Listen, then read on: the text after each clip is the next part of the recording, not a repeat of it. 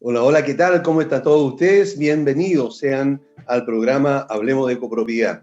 Hoy, como todos los programas, tenemos interesantes entrevistados y vamos a estar hablando de temas que nos convocan cada día más sobre todo lo que está relacionado con esto de hablar en cámara, tener estas entrevistas o tener reuniones virtuales para saber cómo debemos comportarnos. También vamos a estar conversando con Teodosio Cayo, quien nos va a contar cómo está hoy día, digamos, la rentabilidad y también la plusvalía de las propiedades y si van a seguir subiendo estas o no.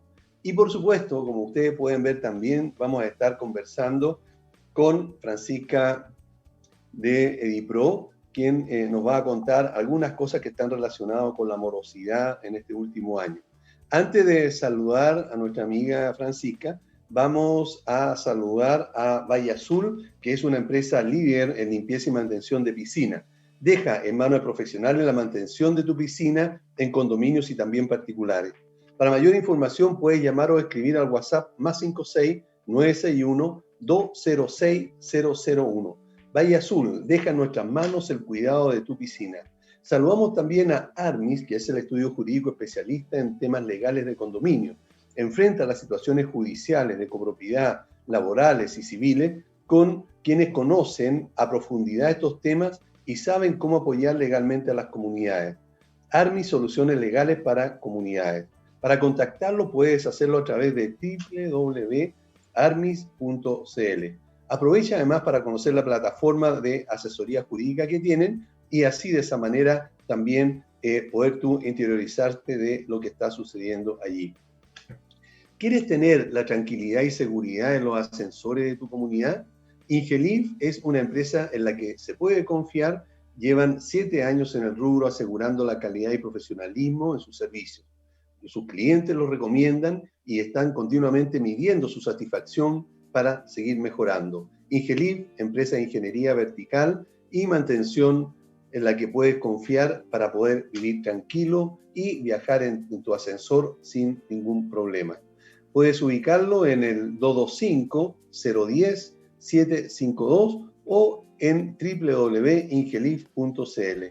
CCS Corredores de Seguros cuenta con más de 20 años de experiencia asesorando y asegurando a las comunidades de edificios y condominios.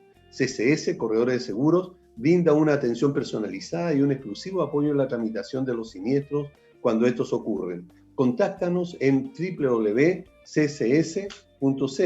o al teléfono 228-338-715. AIS Certificadores es una empresa que se especializa en la inspección y certificación de equipos de transporte vertical, tales como ascensores, montacargas, escaleras y rampas mecánicas. AIS Certificadores está inscrito en primera categoría de certificadores en el Ministerio de Vivienda y Urbanismo. Para más información y contacto visita la página www.aiscertificadores.cl. AIS Certificadores. Elevamos tu seguridad. Ven y certifica con nosotros.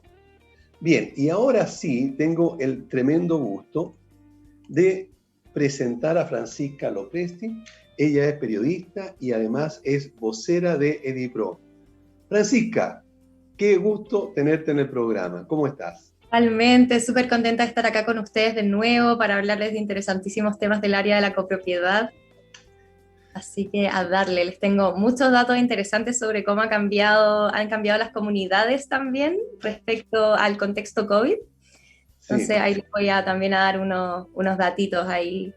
Les cuento que el software de Edipro tiene métricas, ¿ya? Entonces nosotros obviamente, nuestros clientes tienen su respaldo de datos de unidades morosas, etcétera, y con eso nosotros podemos estudiar estos datos y hacer una suerte de proyecciones que pueden ser muy acertadas de acuerdo a los datos que tenemos nosotros, que son bien exactos igual. Sí, y eso me consta. Pero antes de entrar en el tema, mi primera pregunta es, ¿cómo está Edipro? ¿Cómo se está moviendo? ¿Cómo les ha ido? La verdad es que Dipro últimamente está sufriendo hartos cambios internos, ¿ya? Estamos haciendo muchísimas cosas nuevas, sobre todo en el área de marketing, que estamos tratando de implementar como nuevos formatos, estamos tratando como de ya ponernos mucho más a la vanguardia con el contenido. Y la verdad es que hemos sentido que la recepción del público este último año ha sido muy buena, o sea, en términos de difusión la gente está mucho más pendiente de los contenidos, se interesan harto en este valor agregado que nosotros queremos darle al servicio, porque no es la idea solamente ofrecer algo y cobrarle, la idea es acompañarlos en el proceso.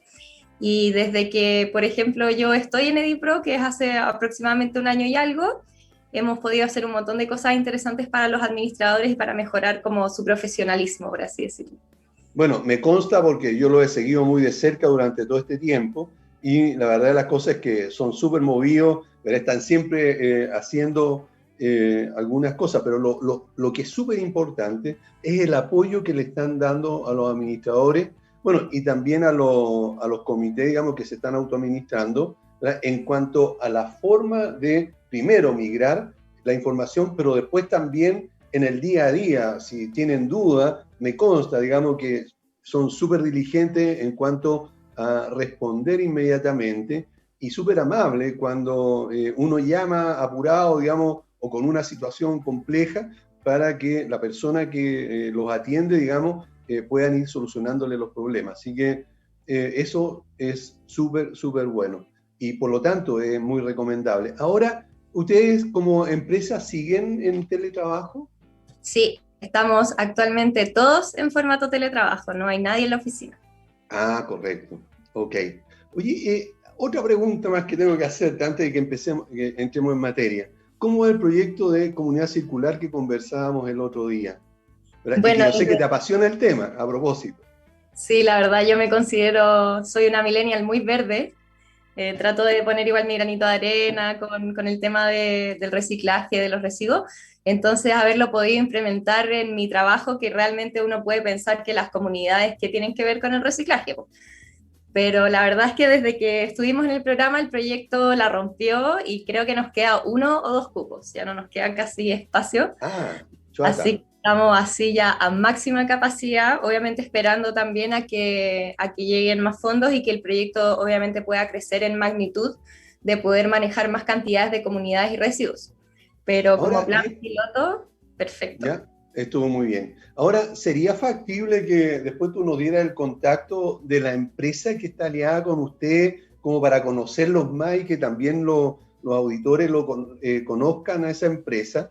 Porque, digamos, el trabajo que ellos están haciendo también es súper importante, digamos, para la humanidad en general, ¿verdad? Por lo tanto, creo que es necesario y sería recomendable, ¿verdad?, que nos hicieran el contacto, si ustedes quieren, para poder conversar con estos amigos y que ellos cuenten, digamos, qué es lo que hacen, ¿verdad? Y cuál es el beneficio que traería, digamos, para todos el que esta comunidad circular, digamos, creciera muchísimo más, a pesar que hoy día están ya casi a tope, pero siempre preferible que haya alta demanda en beneficio de todo, de toda la humanidad. ¿Te parece? Igual estamos en espera de crecer con este proyecto, como nosotros lo implementamos con un fondo pequeño que nos ganamos entre 3 empresas, que es EdiPro, Camio, que es una empresa de transporte, y Acción Circular, que ellos son los que manejan obviamente la expertise en los temas de residuos y reciclaje, y de gestión también. Entonces, con ello hemos tenido así una gran recepción, ha sido un buen equipo de trabajo, y ahora el tema es la expansión solamente. Ya el proyecto se probó que funciona, estamos muy contentos ya que muchos administradores nos han llamado diciendo como, porque ya, nuestro programa es gratis, pero solamente para clientes de EdiPro, ¿ya? Entonces, no Claro, sé, pues no administradores diciendo, quiero contratar el plan más barato, que en teoría es re barato, vale como 20 lucas, sí. y tienen este servicio de reciclaje como un plus, así, listo, incorporado, gratis. Entonces, en ese sentido se han animado harto. Ahora, a propósito de eso, porque cuando conversamos la vez anterior, ¿verdad?, me llamaron un par de administradores, digamos, por esto justamente de los planes, porque tú también ahí comentaste de que habían unos que son súper económicos. Ujú. ¿Cuántos tipos de planes tienen ustedes para las comunidades o para los administradores? En EdiPro tenemos 4 planes, ¿ya? O sea, en realidad tenemos 3, pero hay un plan gratis que tiene funciones muy bajas, como muy básicas para ayudar a las comunidades, pero creo que ese ya no se está implementando en realidad en este momento. Así que tenemos 3 planes que vendría siendo el Smart, el Plus y el Full, ¿ya? el Smart, que es el pack conserje, para ayudar a la conserjería, tener registros de proveedores, tiene acceso a los copropietarios, obviamente, para poder comunicarse con conserjería, tiene registro de noticias, mensajería interna, un montón de cosas como que facilitan hartas gestiones, pero lo que no tiene son las gestiones del administrador internas, o sea, como la contabilidad y, no sé, por los gastos comunes, las remuneraciones, eso no lo tiene. Es netamente como para comunicación dentro de la comunidad. Y ese va desde los 9.990, obviamente dependiendo de la cantidad de unidades que tenga Claro. el condominio. Después Ya. tenemos el Plus, que es el PAC Administra, ya que este sí tiene conciliación bancaria, contabilidad, pago online de gastos comunes, obviamente también tiene este acceso a los copropietarios, tiene remuneraciones, y lo mismo acá, registro de proveedores, subir documentos, registro de noticias y mensajería interna. Lo que sí no tiene es el PAC Conserje, ya que vendría siendo el registro de visitas, el registro de bitácora, encomienda, etc. ¿Ya? Y este plan va desde los 26.990. ¿Ya? Ya. Normalmente la gente contrata, los administradores para tener, por ejemplo, comunidad circular, contratan el pack de 10.000 pesos y dicen como en verdad vale totalmente la pena. Sí, Y claro. el último plan que tenemos, que es el Full, que tiene acceso total a todas las funciones que tenemos en nuestro software, va desde los 33.990 y tiene desde pago online de gastos comunes, contabilidad, todo, hasta registro de encomiendas, registro de visitas, bitácora, votaciones online, videoconferencias y un montón, no sé, pues por ejemplo, nosotros hace poco incorporamos para cuando empezó la pandemia la identificación de unidades con cuarentena, ¿ya? Entonces eso Ya. se puede ver a través de nuestro software en los 3 planes. Perfecto. Ok.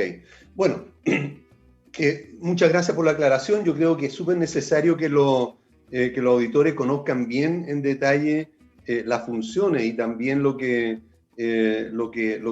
hace EDIPRO, porque de esa manera entonces muchos más se van a entusiasmar a querer tener un software, ¿verdad?, de verdad serio, de verdad muy proactivo y sobre todo, digamos, muy acogedor para los nuevos clientes, ¿verdad? Entonces, eso yo creo que ayuda mucho a todos a que puedan querer elegir a EDIPRO. Entrando en materia, ¿cómo estuvo el comportamiento de la morosidad en el año 2020, el año pasado, Ya, mira, según la estadística de ustedes? sí, mira, nosotros tenemos registrada la morosidad en términos de cuántas unidades deben dinero, no de cuánto dinero se debe, ¿ya? Yo creo que hay que hacer esa Sí. diferencia primero para que los administradores entiendan que los porcentajes que les voy a dar ahora corresponden al número de unidades, pero no sé, por ejemplo, 2 comunidades pueden tener la misma cantidad de unidades morosas, pero una puede tener mayor deuda dependiendo de la cantidad de meses que deban, dependiendo del prorrateo, de si la propiedad es más grande, etcétera, ¿ya? Entonces, considerando esto, puede variar en un 20% más la cantidad de plata que se debe en comparación a las unidades que deben plata, ¿ya? Partiendo con esa premisa, para que me entiendan bien el análisis que vamos a hacer ahora, nosotros ¿Ya? tenemos información desde mayo del 2019 hasta diciembre del 2019, ¿ya? ¿Ya? Podemos registrar acá que en un principio la normalidad de la morosidad se mantiene entre un 10 y un 13%. Eso es la cifra de siempre, o sea, antes de que hubiese estallido social, antes de que hubiese pandemia, era un 13 y ¿Lo algo puedes por ciento. repetir? Que la morosidad durante el Sí. 2019, ¿Mm? antes de que hubiese estallido social, ¿Ya? pandemia, que empezó early 2020, ¿Sí? estaba en un 13% aproximadamente, Ok, ¿ya? Eso era correcto. como la cifra normal. Sin embargo, pudimos ver obviamente después de octubre tuvo un pequeño aumento del casi 3%, pero ya noviembre y diciembre en el 2019 empezamos a ver un aumento muy grande en la morosidad, ¿ya? Esto debido obviamente a los efectos que provocó este primer estallido social que tuvimos, ¿ya? Donde mucha gente quizás, no sé, por los distintos acontecimientos se quedó sin trabajo o perdió su casa o quedaron un montón de embarradas y la gente empezó a decir como tengo que priorizar, ¿qué hago? Mm, ¿Cómo o pago? claro. ¿Ya? Entonces ahí varió y llegó en noviembre hasta un 19,05%, que es bastante. Sin embargo, en diciembre comenzó a bajar, ¿ya? Cierto que se bajaron un poco los aires del estallido social y empezó a bajar un poquito. Pero lo que pasó fue que en marzo del 2020 llegó el COVID, ¿ya? Claro. Otro atentado para la vida cotidiana de nuestro pobre país. donde la gente que ya tenía repercusiones por el estallido social y otras personas que quizás no las tuvieron, empezaron a tener esos problemas ahora en conjunto, ¿ya? Entonces, por ejemplo, partimos enero 2020 con un casi 17% de morosidad, pero ya para marzo teníamos un 18, para abril un 18,5 y así fue subiendo de a poquito. Y terminamos con la cifra más alta, que fue un 23% en agosto del año pasado, ya que esa es la cifra más alta que hemos podido registrar de morosidad y es un 10% más que la misma fecha del 2019. O sea que es un incremento importante realmente para lo que puede repercutir en una comunidad, porque es que se dejen de pagar mantenciones, que se dejen de llevar a cabo procesos importantes, porque a veces no hay plata y los fondos de reserva se agotaron así. ¿Ya? Así es. Ahora, para ir entendiendo bien, ¿verdad? Ustedes toman la morosidad, digamos, como lo estabas diciendo, por unidades y no por valor, digamos, de dinero, ¿verdad? Sí. Lo que es más realista, porque lo que interesa es saber, digamos, la morosidad, no no cuánta plata se está debiendo, como para llevar la estadística, digamos, que sea más seria, digamos, y también poder proyectarla en el tiempo. Porque todo, ahí, digamos, no depende del monto del gasto común, sino que depende de la acción de pagar o no pagar. Por lo tanto, creo que es súper realista y se ajusta muchísimo este valor a lo que tenemos nosotros también como referencia, digamos, a través del Colegio de Administradores. Ahora, hablabas tú recién en cuanto a la diferencia en calcular la morosidad. Digamos, si uno lo hace en peso y el otro lo hace por unidad, pudiera haber una diferencia. ¿Lo puedes explicar un poco mejor, por favor? Ya, como les contaba antes, acá tenemos dos formas de ver la morosidad, ¿cierto? Y nosotros desde IPRO recomendamos para un administrador, si quiere hacer un análisis, fijarse en ambos, ¿ya? Para tener un panorama más completo.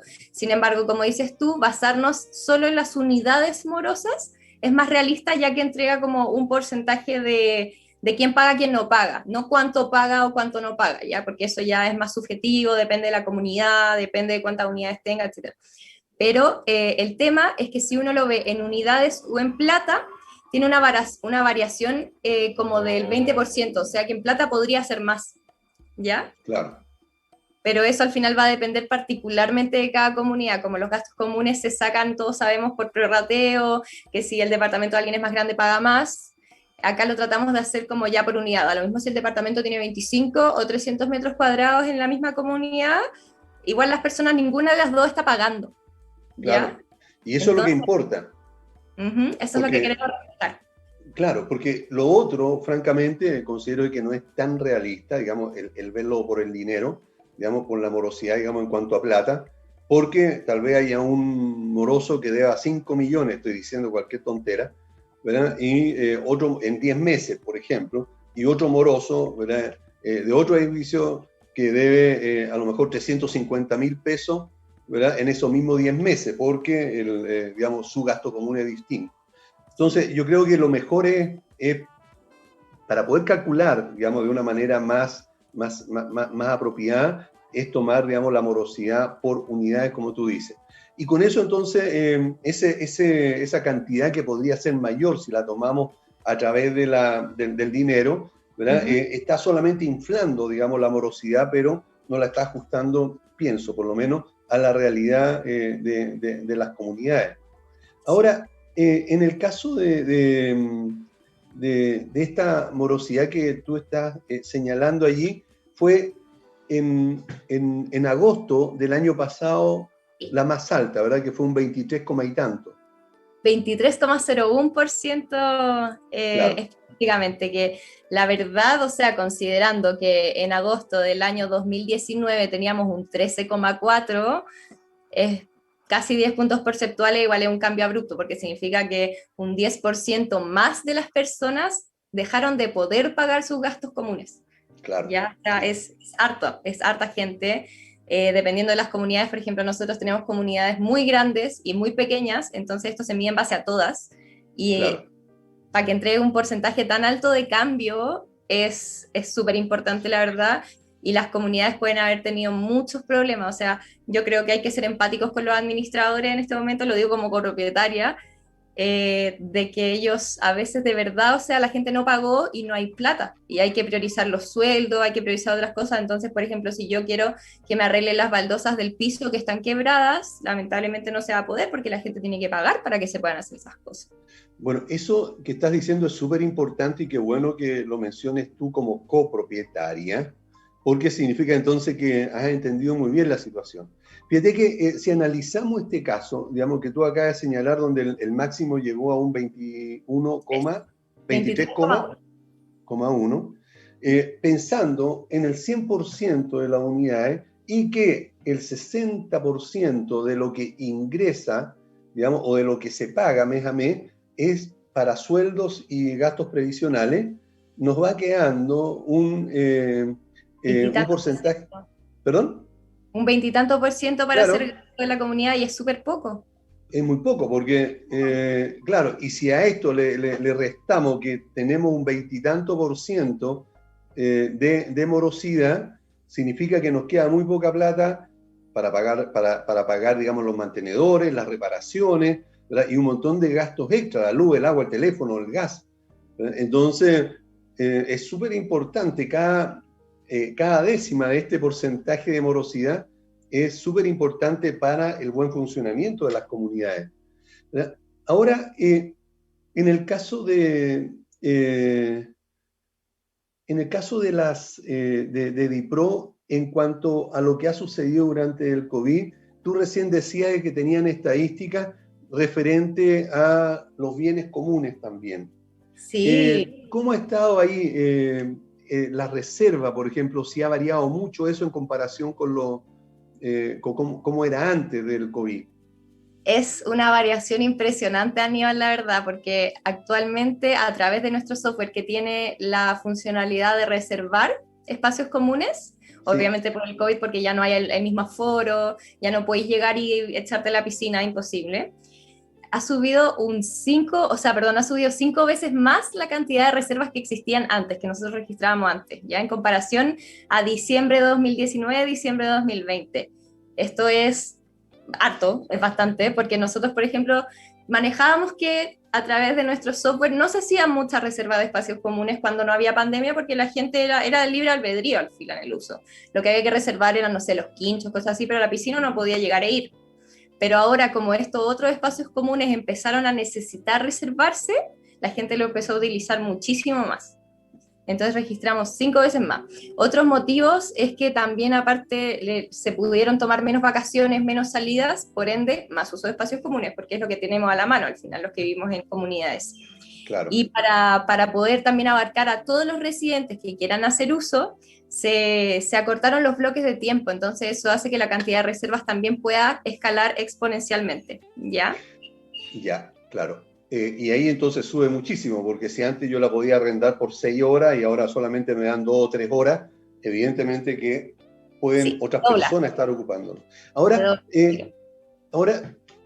siendo digamos, más realista, yo digamos, como administrador, si quisiera tener este registro, por supuesto que primero debo contratar los servicios de EDIPRO, pero ya lo contraté. ¿Cómo se registra allí? El administrador o el conserje que tengan acceso a la plataforma desde algún computador, ellos pueden, a través, no sé, pues si los llaman por el citófono, decir, hola, quiero reservar tal cosa, tal hora, ¿qué horas están disponibles? Ya, esa es la más común, porque la gente normalmente no se da el tiempo de entrar y ver que está disponible. Sin embargo, también tenemos la funcionalidad que si, ya que todos los packs tienen acceso de copropietarios, si tiene la función de arriendo de espacios comunes, el copropietario puede entrar, ver el calendario y directamente anotarse si es que está el espacio libre, ¿ya?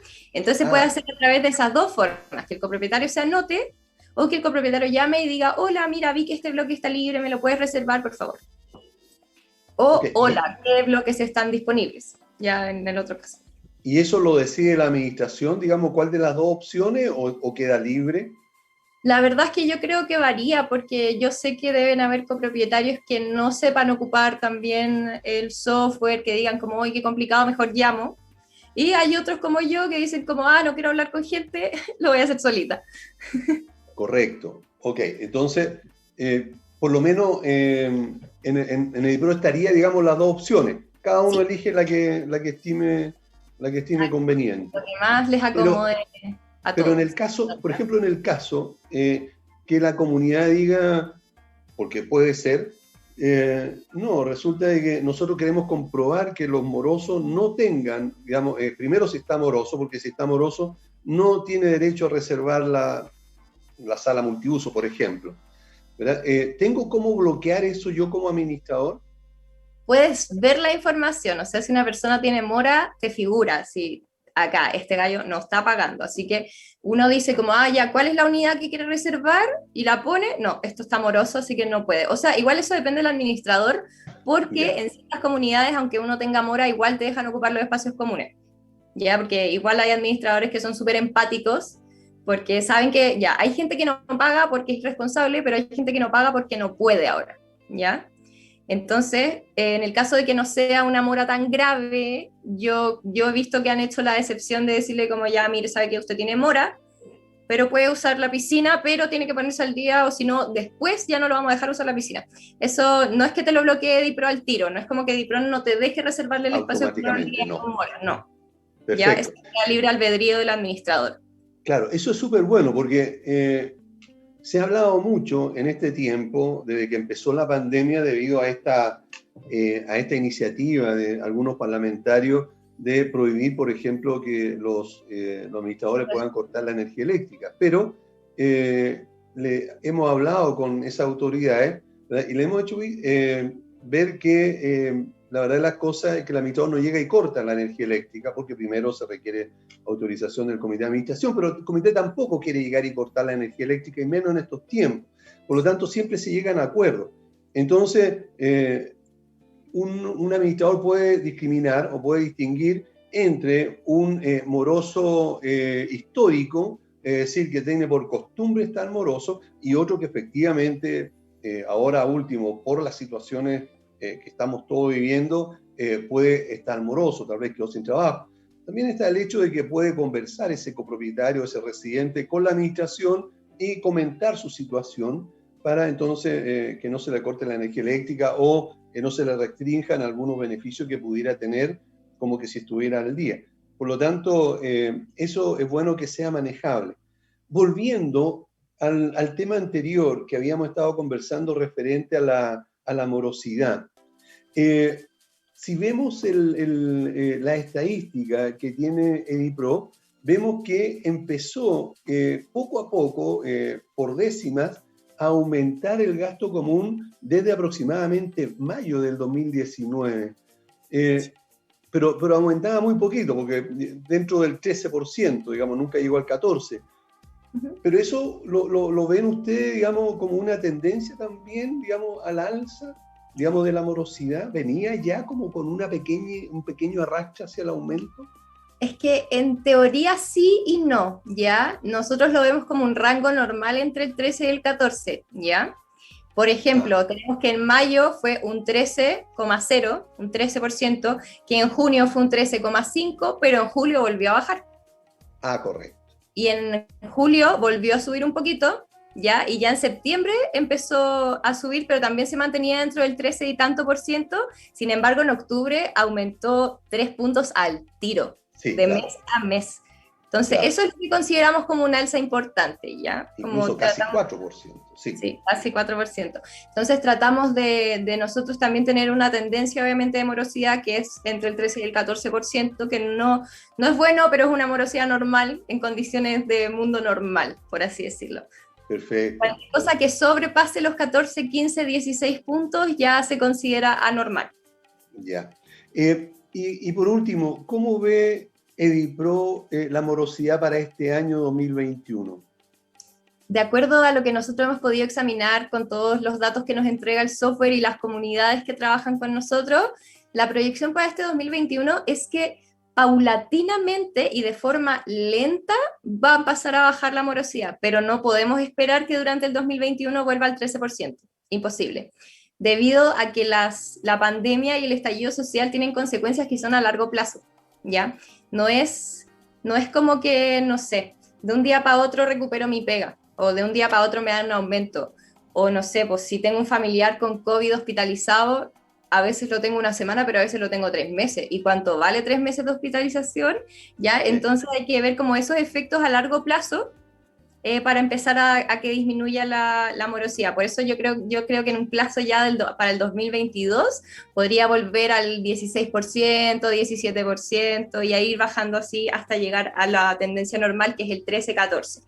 Ya, ¿Ya? o sea que de todas maneras, según ustedes, podemos estar, digamos, habría que esperar un poquito más para llegar a una cierta normalidad. Sí, Bueno, pero por ejemplo, ya bajamos de los 20 puntos porcentuales porque estuvimos mantenidos durante el 2020 sobre los 20 puntos porcentuales. Ya enero 2021 está en el 19. ¿Ya? perfecto. Ok. Así que Bueno, hay esperanza. ok. Bueno, hemos estado con Francisca Lopesti, ella es periodista y también vocera de DIPRO. Muchísimas gracias por haber estado con nosotros y nos vemos muy pronto nosotros en una invitación que aprovechamos de hacerla a todos los socios del CGI, del Colegio de Administradores, para un webinar hoy a las 18 horas. 18. Sí, a las 18 donde vamos a estar hablando también sobre comunicación.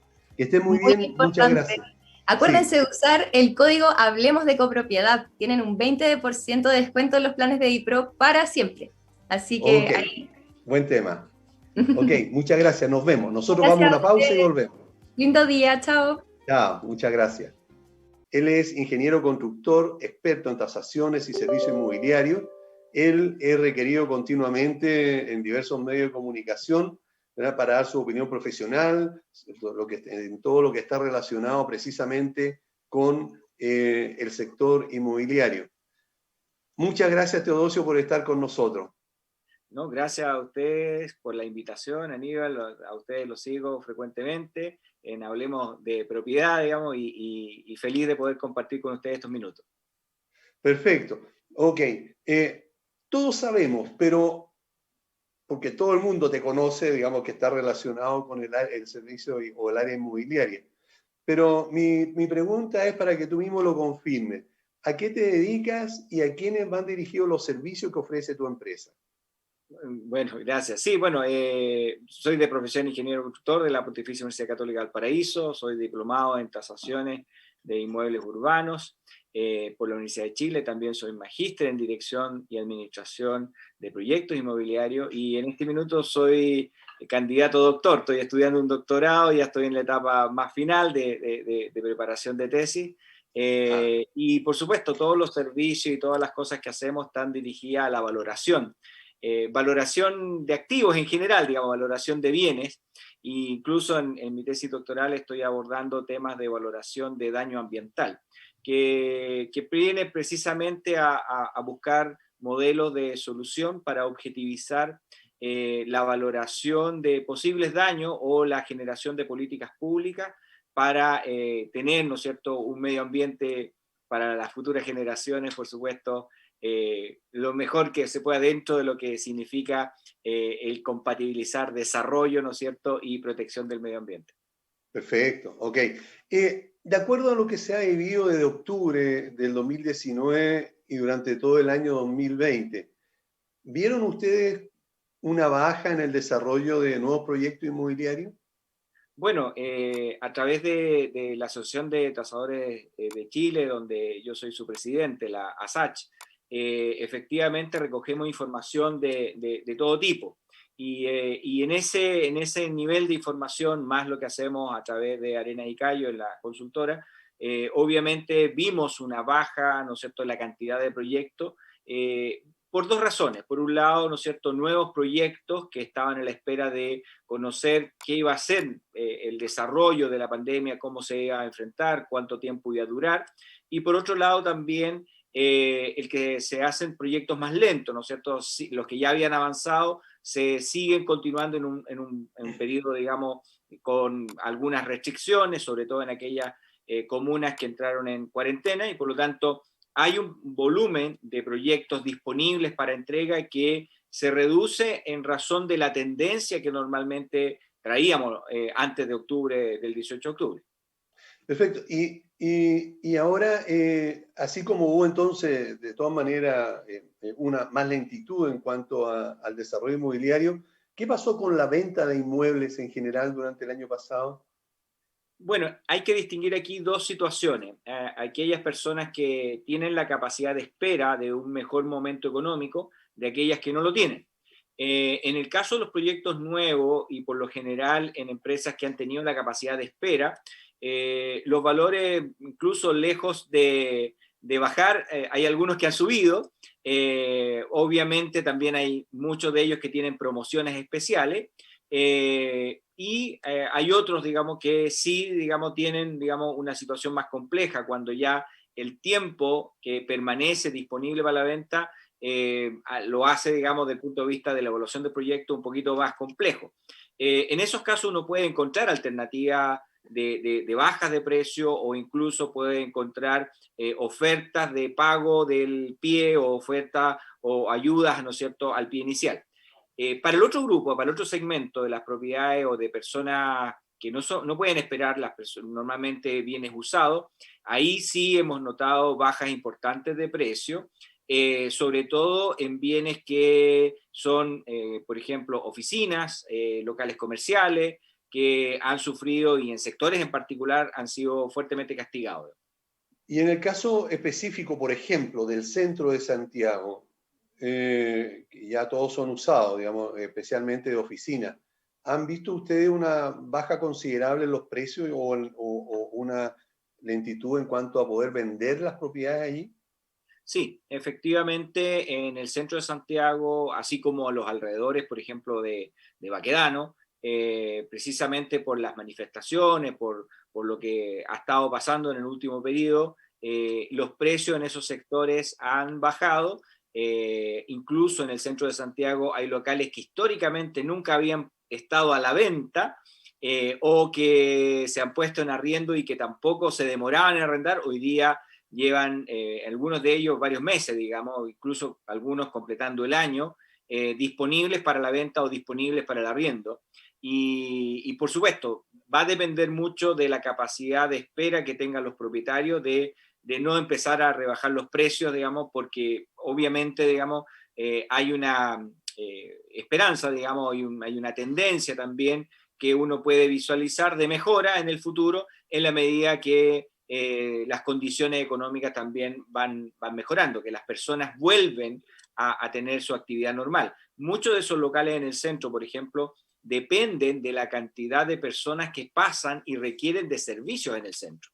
Y por lo tanto, si esos servicios no están, esas personas no están, y adicionalmente por saqueos, por situaciones, digamos, de vandalismo, no se puede cumplir, ¿no es cierto?, los horarios de trabajo, en el caso sobre todo de las oficinas, esas oficinas empiezan a migrar a sectores más tranquilos, sectores donde se pueden desarrollar normalmente sus funciones. Entonces podríamos decir, y eso te lo pregunto, que a causa de la violencia social, ¿verdad?, muchísimas personas o empresas se han visto perjudicadas en el centro. Hay varias personas que se han visto tremendamente perjudicadas por esa situación, que se conjuga con muchas más, digamos, pero esa es una de las causas principales. Hay que recordar que las empresas que tienen sus oficinas en ese lugar, por ejemplo, ya no pueden funcionar hasta una hora muy tarde porque obviamente se exponen lamentablemente a vandalismo, se exponen a que su gente, ¿no es cierto?, no tenga locomoción colectiva, no puedan tomar el metro, y lo mismo pasa los días viernes, que prácticamente ya a media tarde ya hay que dar autorizaciones para que las personas puedan irse a sus casas, porque después es un lugar que en realidad muy complejo, incluso para las mismas policías, digamos. Hasta peligroso, digamos, para las personas ir al centro. Ok. Ahora, en general,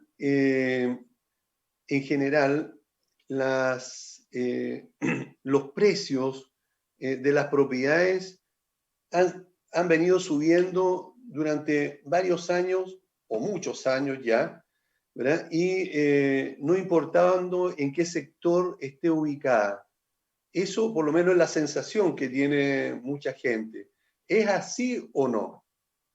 Sí, es que, mire, en esta pandemia, una de las cosas que ha quedado clara es que la inversión en bienes raíces es una inversión positiva, es una inversión que resiste bastante bien las variaciones del mercado, y es una inversión que uno la puede proyectar en el largo plazo.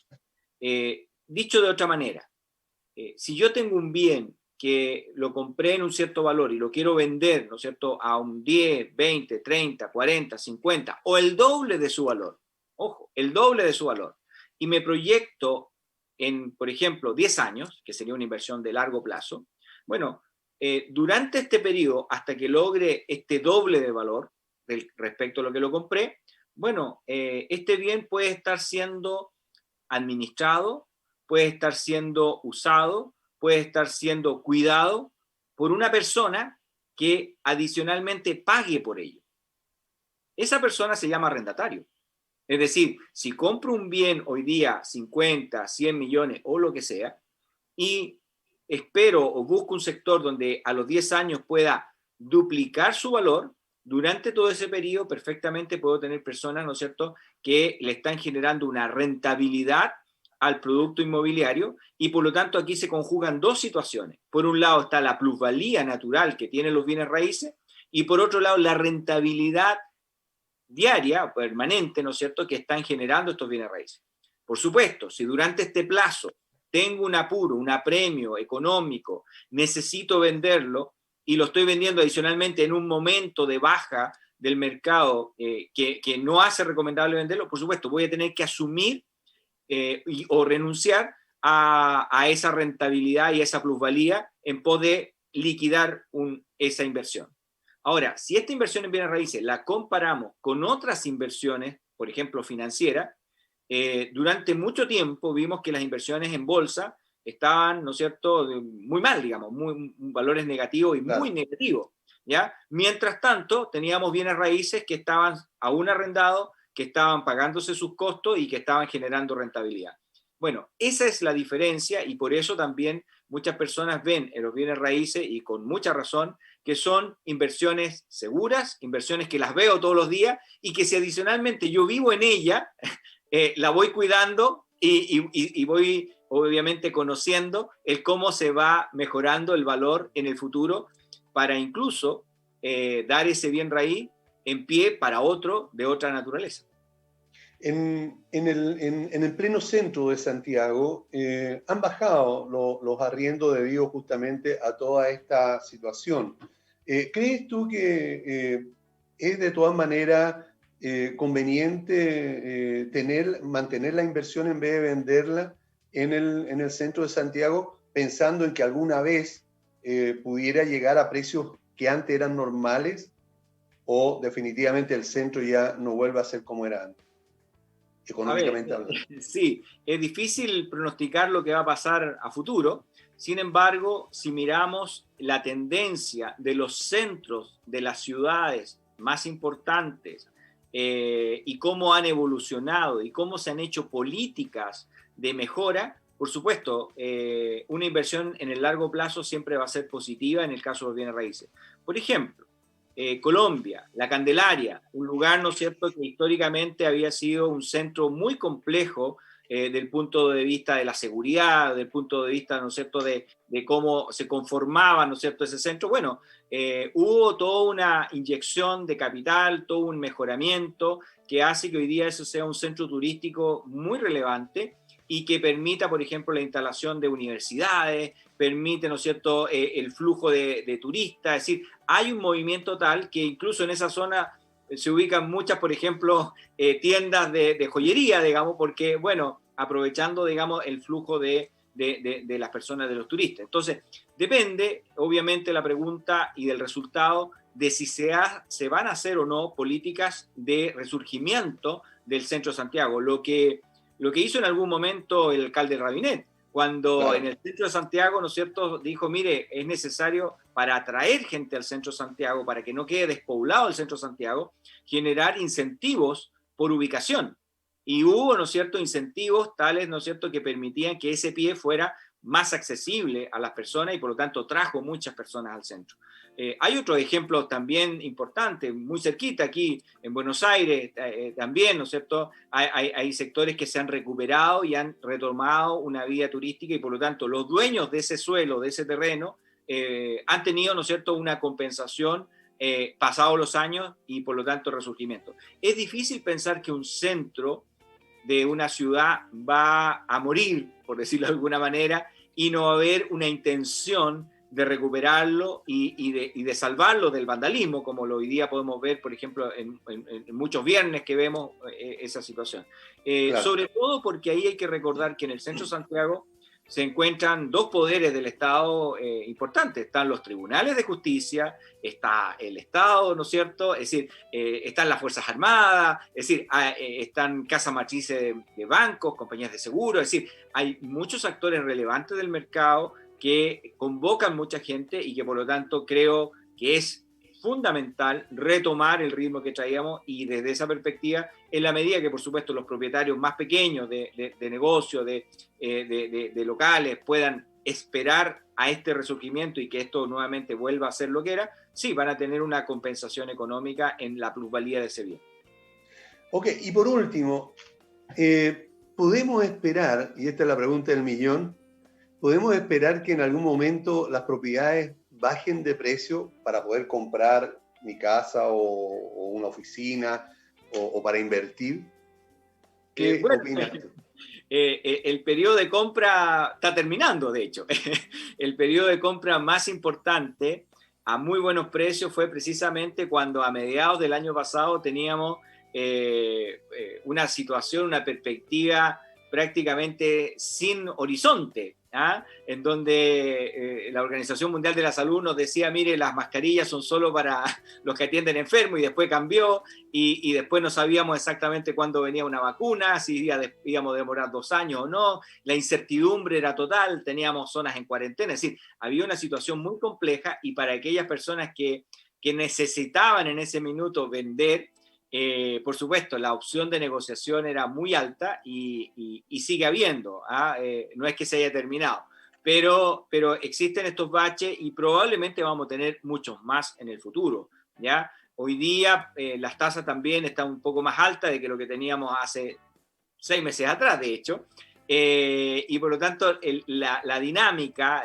la buena ecuación que significa mezclar tasas bajas, precios bajos y plusvalía de futuro, bueno, estamos precisamente ya en una curva más bien ascendente, y en la medida que más nos demoremos en esa curva ascendente, por supuesto, los precios van a empezar a retomar su ritmo natural. Hoy día Chile tiene un porcentaje de personas vacunadas alto comparado con Latinoamérica, claro. Y si se logran las cifras proyectadas, bueno, a mediados de este año ya vamos a tener un país que está prácticamente en una cierta normalidad para operar. No significa que la economía se recuperó al 100%. El problema que vivimos fue muy fuerte, digamos. Claro, muy fuerte. Similar a los años 20, digamos. Por lo tanto, es esperable que ya a partir de la mediados de este año, tercer trimestre, tengamos más normalidad en precios, en volumen, en actividad, y por supuesto, quien más espera, por supuesto, no va a lograr ese delta que tiene su riesgo. Y aquí una cosa que todos sabemos: a mayor riesgo, mayor rentabilidad; a menor riesgo, menor rentabilidad. Por lo tanto, si espero un momento que tengamos menos riesgo, la rentabilidad también va a ser menor. Perfecto. Entonces, en este caso, podemos decir de que va a ser difícil que los precios vayan a bajar, digamos, como para esperar a alguien que quisiera invertir o quisiera tener, digamos, una oportunidad como para comprar a precio bajo. Ya pasó, en otras palabras. Tendríamos que esperar otra pandemia. Pasó en cierto sentido, una vez que, por ejemplo, ya no esté la actual situación de emergencia, en donde tenemos toque de queda y otras situaciones más. Una vez que eso se elimine, probablemente las personas que no logren cumplir su compromiso financiero, se va a retomar los remates, las daciones en pago, y en esos casos sí, vamos a tener también oportunidades, pero son un volumen mucho menor que lo que podrían tener hoy ya comprando bienes raíces. Ok. Bueno, lamentablemente se nos acabó el tiempo, Teodosio. Quiero darte las gracias por haber estado con nosotros, habernos acompañado, habernos explicado todo lo que pudiste en este poco rato, sabiendo que hay un montón de otras preguntas más. Así que te agradezco muchísimo y esperamos en alguna oportunidad volver a tenerte en nuestro programa. Muchas gracias a ti, Aníbal, a todo el equipo de Radio Hoy, y con gusto podemos entablar otra conexión y con todas las personas que están oyendo en este minuto. Así que un abrazo para todos ellos y feliz de poder acompañarlos. Ok, muchísimas gracias. Nos vamos a una pausa y volvemos. Bien, estamos de vuelta con el programa Hablemos de Copropiedad. Ustedes ya ven a quién tenemos como invitada estelar, ¿verdad? Y antes de saludarla así, necesito comentarles que Valle Azul es una empresa líder en limpieza y mantención de piscinas. Deja en manos de profesionales la mantención de tu piscina en condominios y también particulares. Para mayor información puedes escribir o llamar al WhatsApp más 56 961 206-001. Valle Azul deja en nuestras manos el cuidado de tu piscina. Armis es el estudio jurídico especialista en temas legales de condominio. Enfrenta las situaciones judiciales de copropiedad, laborales y civiles con quienes conocen a profundidad estos temas y saben cómo apoyar legalmente a las comunidades. Armis, soluciones legales para las comunidades. Para contactarlo puede hacerlo en www.armis.cl.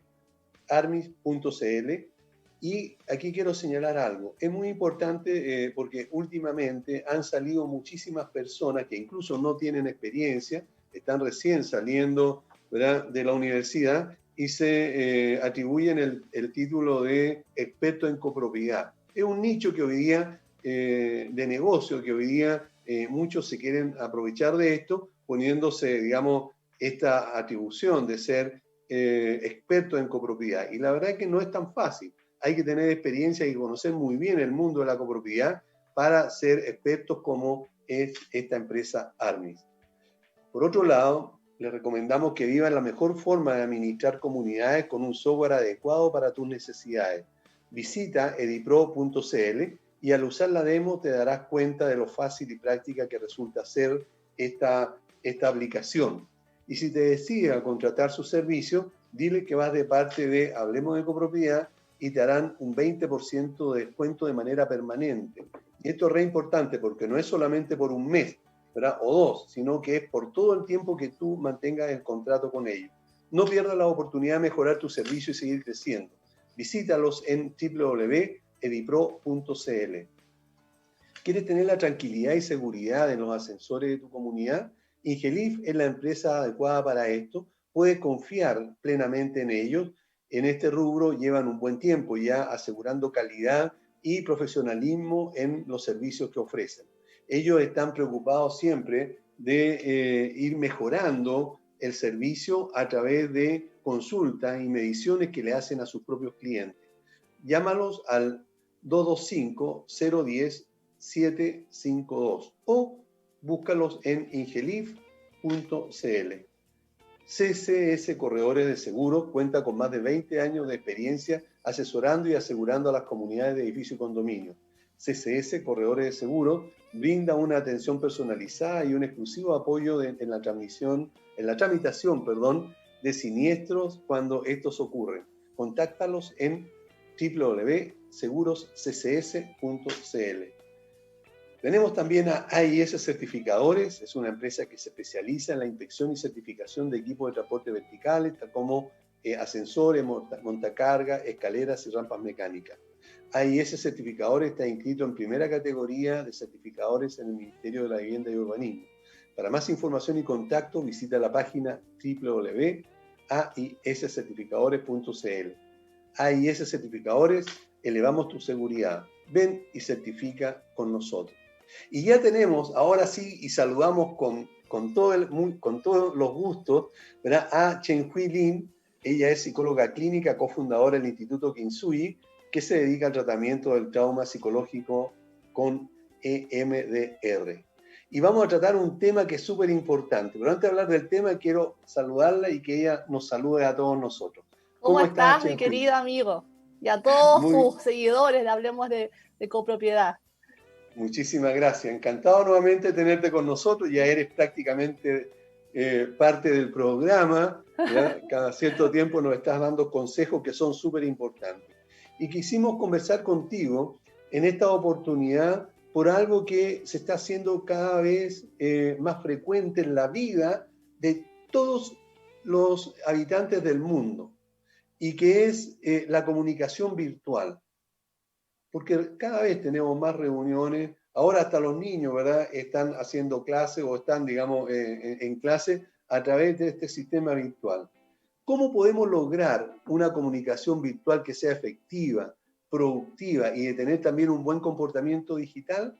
Todo eso te lo queremos preguntar en este rato. Yo sé que es abusar, digamos, de tus conocimientos, para nada. ¿no? Pero consideramos que es re importante que podamos ver esto. El hecho, Sí, dime. No, y el hecho de tener este tipo de reuniones, lo primero que tenemos que ver es que antes, por lo menos en Chile, teníamos la costumbre del tipín. Reunámonos tipín 9. Toda la razón. Y eso podía ser a las 9 o a las 9:15, 9:30 o a las 10 de la mañana, ¿verdad? Siempre, por lo menos los más antiguos como yo, sabíamos o sabemos que la puntualidad es un símbolo de respeto, digamos, de consideración hacia la otra persona con quien nos vamos a reunir, sea por una reunión de trabajo, por una reunión, digamos, un webinar, o por una reunión, aunque sea para tomarse un café con otros amigos. Antes era muy importante la hora. ¿Y cómo lo es ahora? ¿Qué pasa ahora con esto? Claro, ahora ¿Sí? estamos en el cómo a X hora, ¿no? Tienes toda la razón, se me había olvidado del tipín. Sí. Déjame introducir un poquito, Ya. antes de ir a la parte horaria, en esto de la virtualidad, que efectivamente yo creo que tenemos que empezar a, sobre todo los adultos, porque los jóvenes y los niños yo creo que lo tienen como más interiorizado porque son nativos digitales, pero nosotros para nosotros esto definitivamente es nuevo, pero tenemos que empezar a actualizar nuestros chips, nuestra RAM, porque la virtualidad que se viene dando hace mucho tiempo, hoy día, por el tema de la pandemia, básicamente se aceleró que nos incorporemos como sociedad de plano a tener otra realidad, otro plano en que nos movemos. ¿Sí? Y eso no implica necesariamente que nos desvirtuemos como que estamos en dos mundos. No hay que perderse en eso. De hecho, los jóvenes en su mayoría lo tienen re claro. Yo tuve la suerte de hacer mi tesis en función de las redes sociales y el mundo digital versus los jóvenes, y los jóvenes no se pierden, tienen re claro que hay un ambiente digital y hay un ambiente presencial que no necesariamente tienen por qué ser tan disímiles, ¿sí? Y en esto, si vamos a empezar a, en el fondo, trasladar un poco parte de nuestra actividad social a lo virtual, es básico tener también, observar buenas costumbres, porque si no nos empezamos a hacer daño a nivel digital. Y esto básicamente es, tal como en la vida presencial, teniendo diferentes matices desde lo más cronológico, hay que pensar en el mismo concepto, como por ejemplo lo que tú decías, la puntualidad. La reunión es a las 12 y es a las 12. Porque si no, imagínate, tienes a una persona esperando en un ambiente más encima virtual donde hay nada. Por último, si estás en la calle, en un café, te estás sirviendo algo y disfrutando quizás del ambiente. Pero tienes a una persona mirando la pantalla en blanco y ahí esperando. Es muy poco respetuoso, sobre todo si no ha habido antes un aviso, oye, me retrasé 2 minutos, 5 minutos. Bueno, normas de conducta, eso implica que vamos respetando al otro. Pero además de estas cosas en lo virtual hay que tener otras consideraciones, como por ejemplo el micrófono, asegurarnos que esté funcionando, que la cámara también esté funcionando. En el micrófono tratar de considerar además que no hayan bullas adicionales en la medida de lo que podamos controlar esa variable, porque si no va a interrumpir la reunión y va a ser muy desagradable. Solicitar la palabra cuando uno va a hablar, porque en esto hay que considerar que hay un delay que tenemos que manejar y no podemos, si vemos por ejemplo 5 personas, todos entrar interrumpiendo porque no nos vamos a entender. Que ojo, en reuniones presenciales es igual. Si en una reunión presencial nos ponemos todos a hablar, tampoco se entiende nada, es un caos. Solicitar la palabra es clave. Y cuando hacemos intervenciones, tratar de que sean lo justo y preciso. Yo creo que a muchos les ha pasado que se ha tocado una reunión que hay una persona que se pone a hablar, y media hora hablando, y al final empezamos a quedar todos aburridos porque empieza a ser un monólogo más que una reunión. Y esto de la cámara es complejo, porque yo entiendo que a ratos sobre todo si tenemos, no sé, hay personas que pueden tener 6 reuniones al día, de pronto como que agotan, ¿no? Pero hay que tenerla encendida, yo creo, porque si no le estamos diciendo al otro, no estoy participando, no me interesa, y genera en el otro oyente mucha angustia. No sabemos si estamos conversando con alguien o estoy hablando solo con la pantalla. Entonces yo creo que tenemos que empezar a considerar estas cosas. Temas tan básicos como, por ejemplo, las invitaciones y las contraseñas, no se las pasemos a todo el mundo, porque si no entra cualquier persona también. Dime. Claro. Para ir, digamos, ordenándolo de un comienzo, tú decías, digamos, de que es muy importante el horario, que lo estábamos conversando, porque antes, bueno, cuando yo trabajaba en venta, si tenía una cita a tal hora, en técnica de venta o en los cursos de venta se dice, tú llegas 10 minutos antes, de todas maneras, porque así te descansas, digamos, estás listo para que te atienda, digamos, y no hay problema. Entonces, hay costumbre. ¿Verdad? Cuando después ya empezó a desvirtuarse eso y la gran mayoría, digamos, tú invitas a alguien a tu casa o invitabas a alguien a tu casa, ¿verdad? Como yo te decía, a las 8, llegaba a las 9:30, ¿verdad? Cuando ya todos habían comido, ¿verdad? Llegaba Prisco, digamos, como si nada. Como que si se hubiera atrasado 5 minutos. Pero ahora con las pantallas pasa algo también. Muchas veces nos dicen a tal hora, pero justo hay un desperfecto, justo alguien no pudo, porque también estamos sujetos a eso. Pero el comportamiento nuestro, porque hoy día a lo mejor nosotros llegamos oportunamente, ¿verdad? Y está la cámara encendida, y para que no nos pase lo mismo, digamos, en cuanto al comportamiento que deberíamos tener frente a la cámara, no pase lo mismo que le sucedió a un senador en Chile, ¿verdad? Que se rascó cierta parte, ¿verdad? Y estaba la cámara abierta, ¿verdad?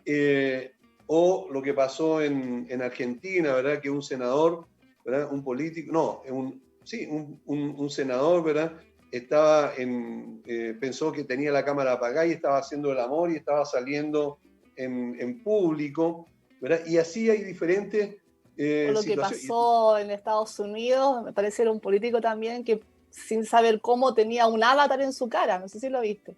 Era un gato. También, claro.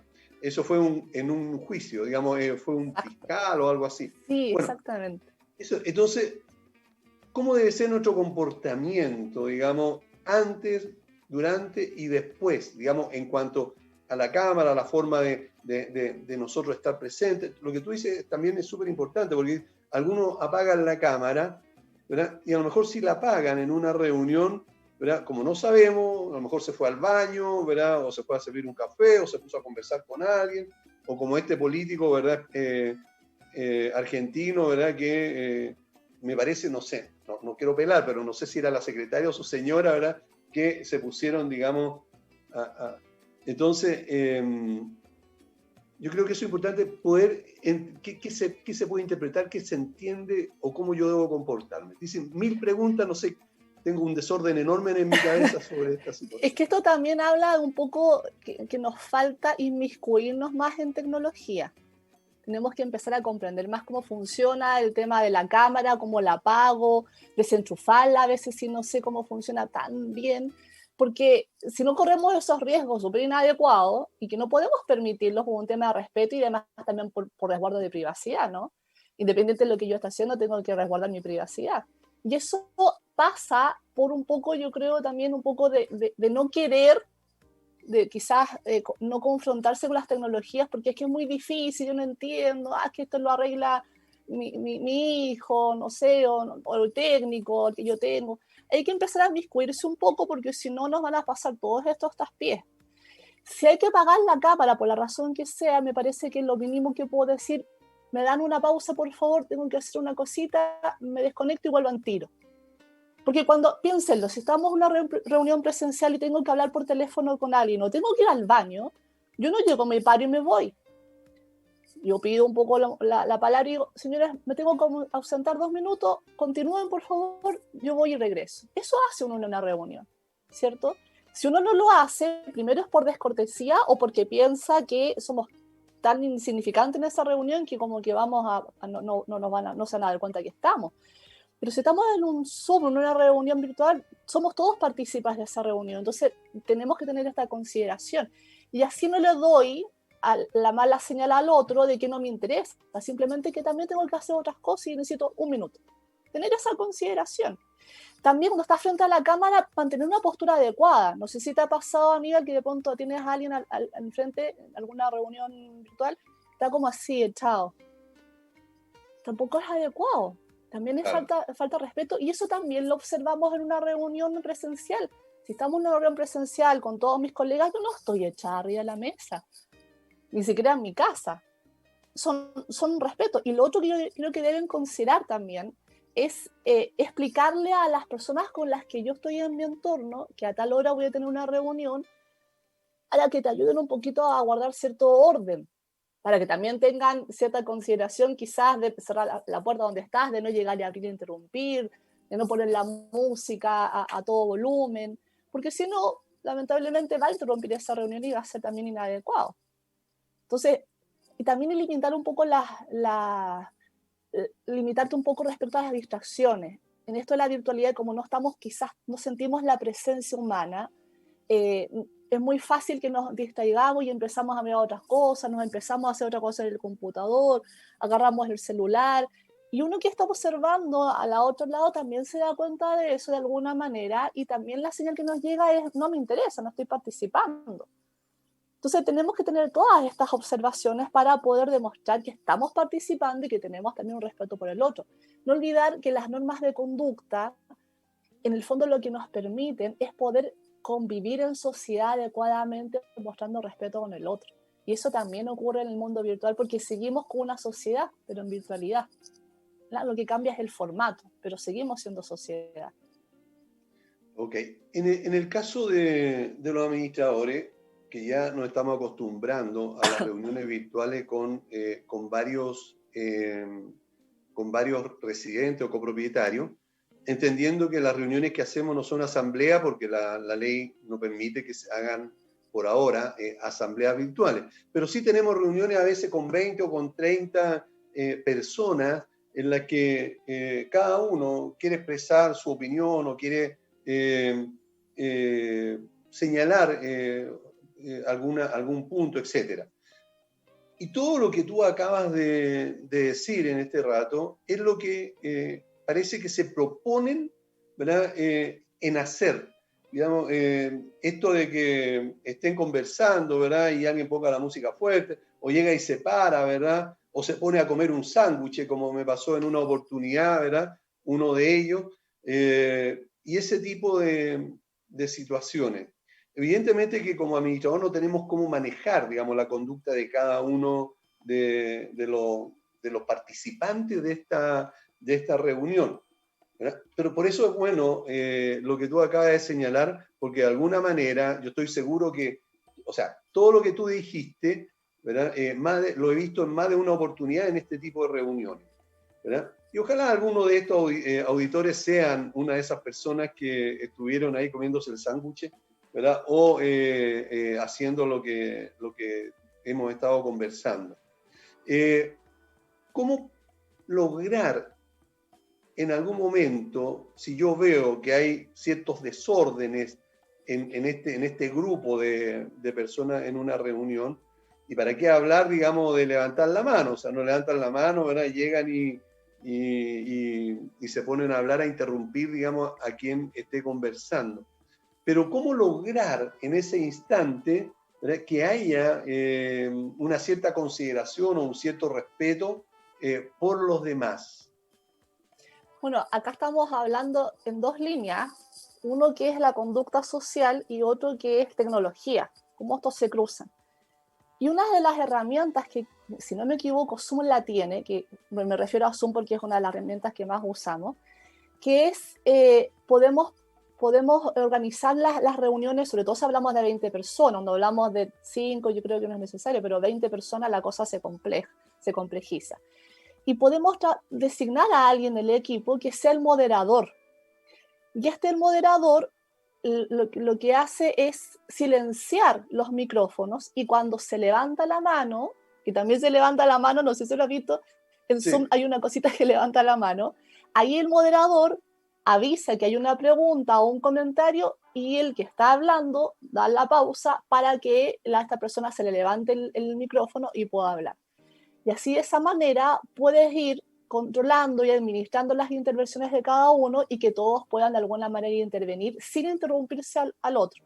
Y es necesario que haya un moderador, porque si tú eres el que está dirigiendo la reunión y ser además moderador es bastante complejo. Complica mucho. Complica, exactamente. Por otra parte, hay que mantener una escucha activa, totalmente. Y esto, yo repito, lo hacemos en interacción presencial. No es tan difícil, la única diferencia es que es en un mundo digital donde hay herramientas que interceden en esto y no estamos efectivamente al lado, pero la forma en que nos relacionamos es la misma, la forma en que socializamos no cambia, y eso implica tener una escucha activa, observarnos también a nosotros mismos si estamos con una disponibilidad que se percibe agradable o estamos con enojo. ¿Te fijas? Cuando yo le voy a hablar a una persona que tiene cara de enojo, aunque esté presencial, yo como que me aguanto un rato a ver si efectivamente me acerco o no me acerco.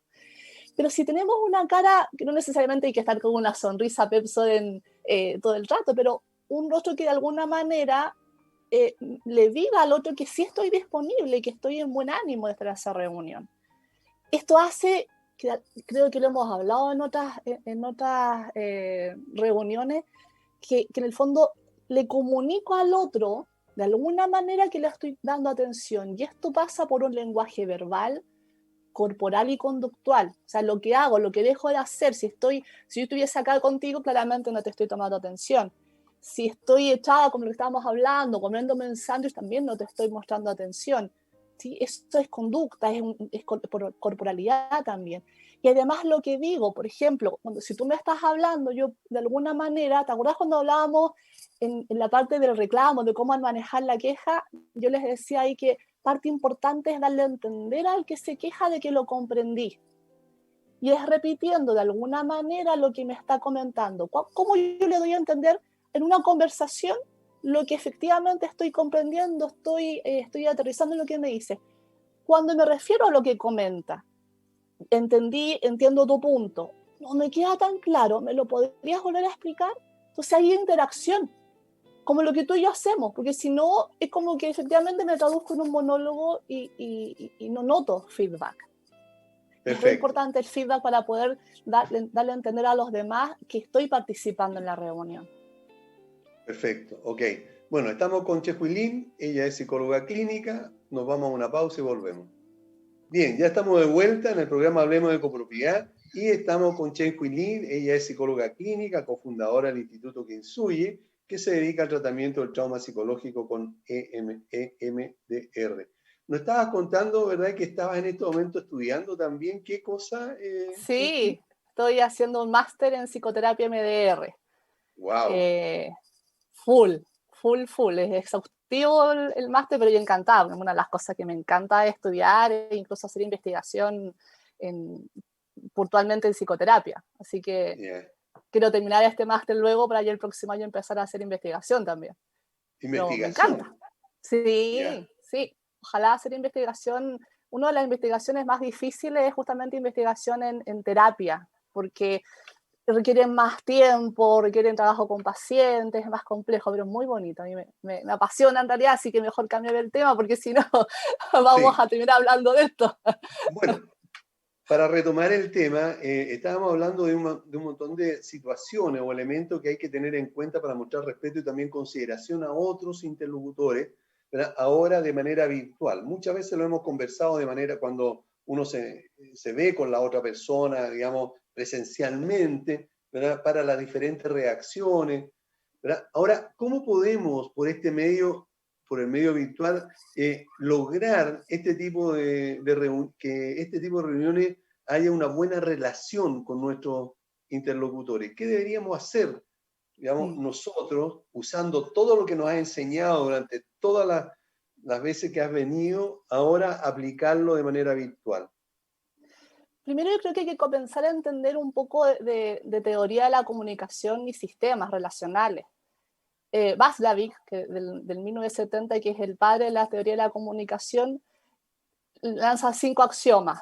y el primero y más fundamental que creo que se lo podría grabar, todo comunica, todo. No solamente el lenguaje no verbal y no solamente el lenguaje verbal. Todo acto por omisión o por ejecución comunica.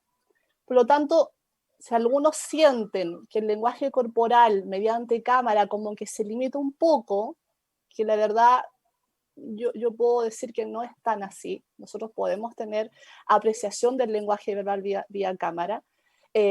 Todo comunica, así que hay que abrir ahí un poco de mente. Y esto, hacer hincapié, lo que no hago también comunica, lo que no digo también se interpreta. Eso es ley, todo. El segundo axioma que deben tener en consideración es que la comunicación tiene contenido y aspecto semántico. Es decir, lo que digo verbalmente, literalmente, no necesariamente es lo que estoy diciendo implícitamente. Por ejemplo, supongamos que nos juntamos los dos y yo voy llegando y tú me dices, uy, ¿la hora qué es? Tú en realidad, supongamos que nos quedamos de juntar a las 10 y yo llego a las 10:15. Y tú me dices, uy, ¿la hora qué es? Súper amable. Uy, ¿la hora qué es? Pero tú me estás contando de la hora o en realidad me estás diciendo llegaste a las 10:15 y ni siquiera me llamaste para avisar y estoy esperándote aquí hace 15 minutos. ¿Te fijas? Que cuando nosotros conversamos, todos de alguna manera nos damos cuenta que lo que me está diciendo no es realmente el mensaje que me está diciendo. Hay un trasfondo y en ese hay que fijarse. Esto en una reunión es vital y no solamente en el ámbito de reunión, sino que les abro un poco el espectro. En las amistades, en las parejas, decimos algo, pero en realidad no es lo que queremos decir. Entonces hay que fijarse en el contenido y en la semántica. O sea, ya el lenguaje verbal no solamente lo que tengo que observar. Por otra parte, el tercer axioma, para que se enteren, implica que toda comunicación va mediada por la relación que tenemos. Y de esa manera, desde el foco de la relación que tenemos, es como yo voy a interpretar. Por ejemplo, hay una gran diferencia que mi papá me diga, oye, tienes que levantarte todos los días a las 8 porque en madrugada Dios le ayuda. A que si yo salgo de vacaciones y mi grupo con el que salgo me dice, oye, pues levántate temprano. Si es mi papá el que me lo dice, probablemente yo voy a sentir que me está regañando, porque mi papá, él me está dando, me da encuadre, me da orden, me dice cómo funciona en la vida, y yo quiero de alguna manera, quiero responderle a esa exigencia, ¿sí? Pero si son mis amigos y vacaciones, váyanse ustedes a la playa, yo me quedo durmiendo. Con uno yo me angustio, con el otro me da lo mismo. Si es un jefe el que me va a retar, ¿sí? Y es un jefe que además le gustan las cosas muy perfectas, probablemente yo me voy a sentir afectada si me reta, porque algo no hice bien. Pero si estoy haciendo quizás un trabajo con compañeros, y alguno de esos compañeros me dice, oye, acá como que te equivocaste, como somos pares, yo voy a entender que me está haciendo quizás una crítica constructiva, y además que estamos entre los dos construyendo eso. Se va entendiendo cómo la relación que tenemos va a mediar qué es lo que yo voy a comunicar y cómo lo voy a recepcionar. Entonces, fíjate nuevamente, el lenguaje verbal es parte importantísima, pero no solamente es eso. Y otra cosa, ¿ya? dime, No, yo continúo. Termina y después te consulto. Y otra cosa, y esto es fundamental en todos los ámbitos de la vida, sobre todo en el aspecto de que estamos hablando en el ámbito más de empresa. Hay un axioma que es medio rebuscado, dice que los conflictos y la resolución están mediados por el punto de acción en que cada uno coloca. Lo traduzco.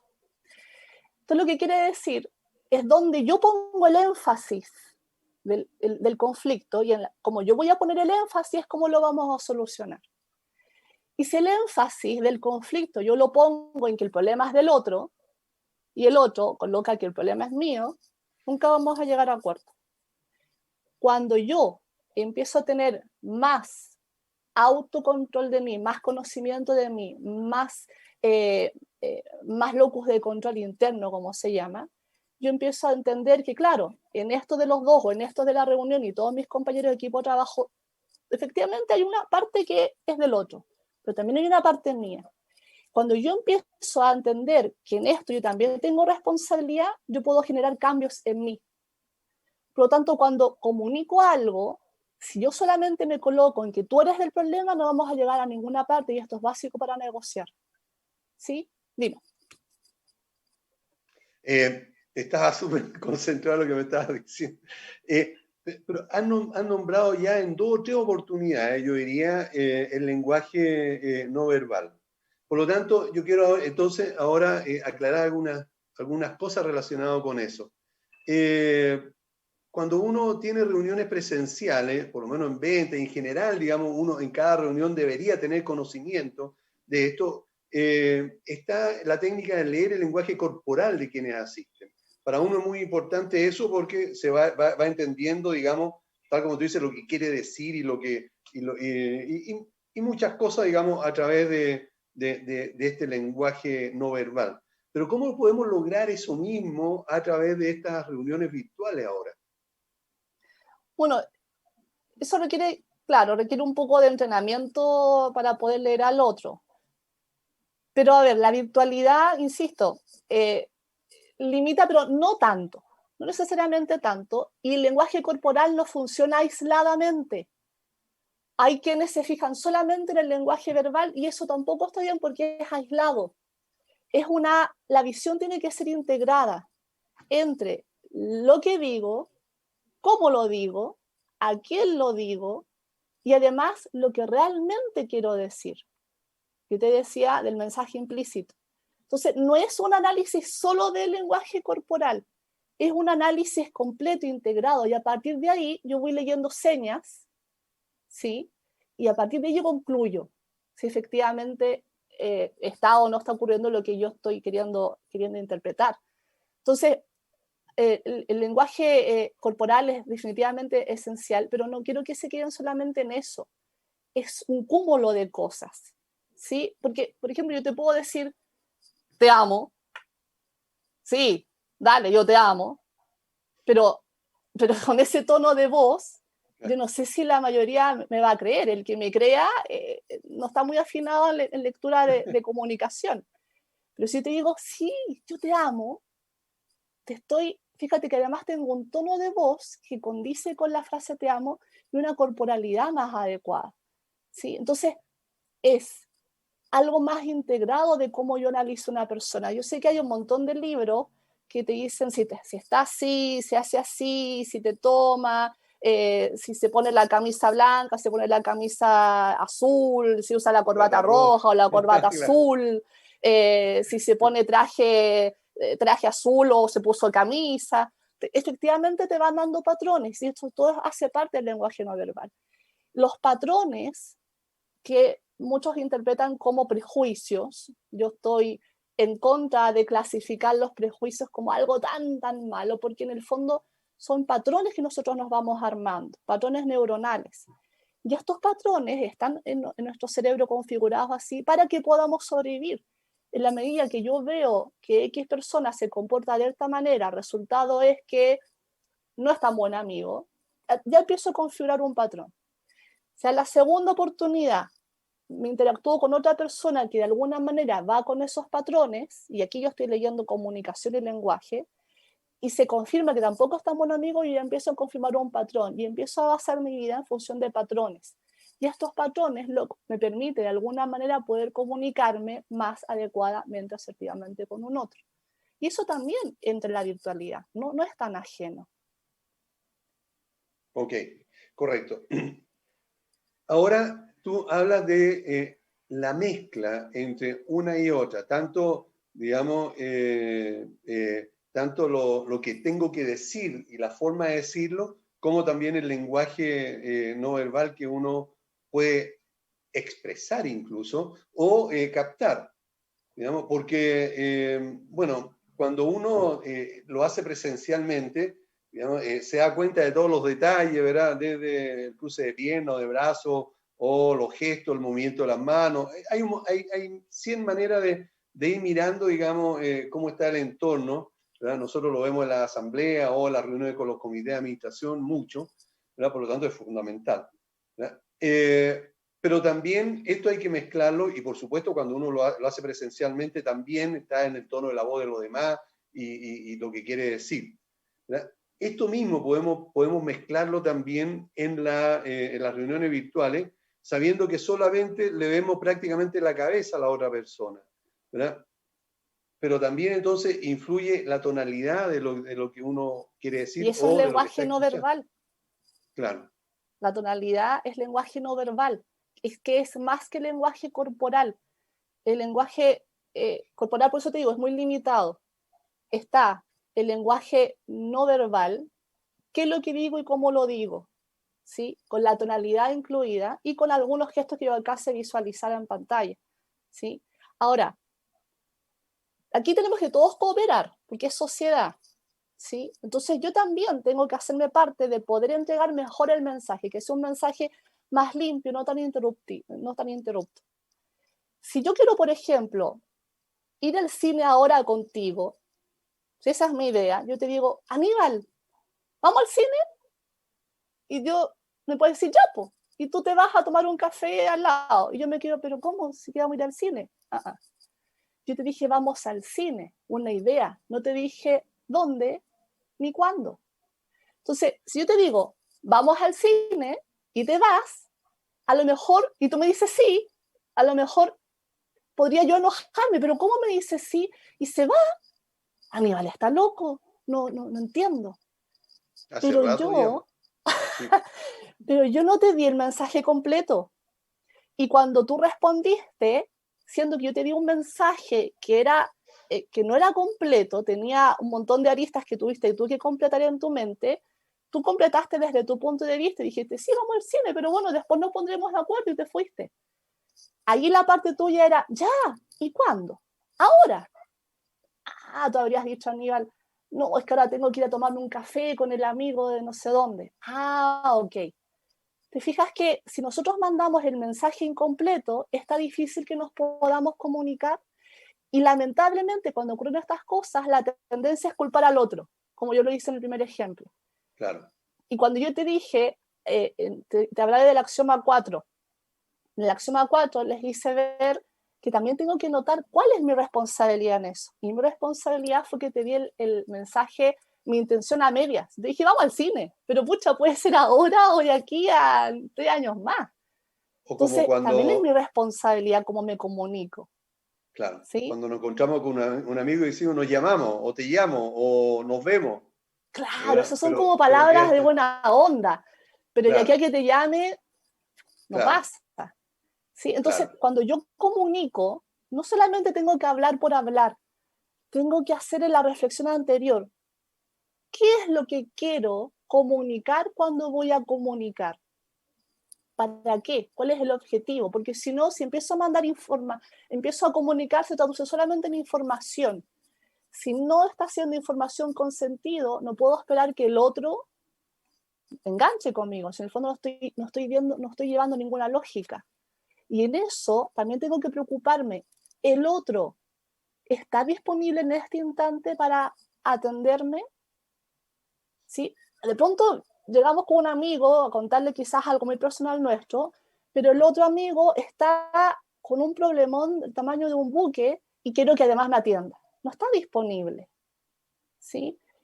Entonces, nos tenemos que fijar en muchas cosas más que solamente el lenguaje corporal, que en este instante se ve un poco coartado por la cámara porque nos enfoca muy como de arriba, ¿no? Claro. Entonces, hay que empezar a abrir un poquito la mente. El lenguaje corporal es parte del lenguaje no verbal y el lenguaje también, lo que digo, tengo que empezar a tener más cuidado de qué es lo que digo, cómo lo digo, con quién lo digo y en el momento, es decir, escucha y comunicación asertiva. Básicamente es eso. Ahora que señalas comunicación asertiva, ¿cómo lo puedes definir eso en pocas palabras o en muchas, como quieras? Bueno, un poco lo que está explicando. La comunicación y la escucha asertiva implica tener claridad de qué es lo que voy a decir. Buscar la persona adecuada para yo manifestar esto, ¿sí? Buscar el momento adecuado y adaptar el lenguaje a la otra persona. Si no, suponte tú que soy no, capaz que se me vaya el gremio encima. Si soy muy técnico para explicar a alguien que no es tan técnico, no puedo pretender que me va a entender.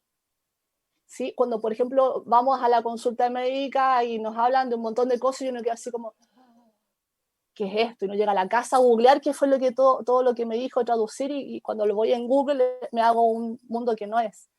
Entonces, tenemos que igualar un poco el lenguaje. Y si eso no pasa, yo tengo que tener la suficiente claridad en esta participación activa de preguntar, ¿sabes qué? No te estoy entendiendo, me dijiste esto y esto. ¿Quieres decir esto o entendí mal? También tengo que hacerme parte de eso. Y la asertividad es básicamente cómo, cuándo, dónde, con quién.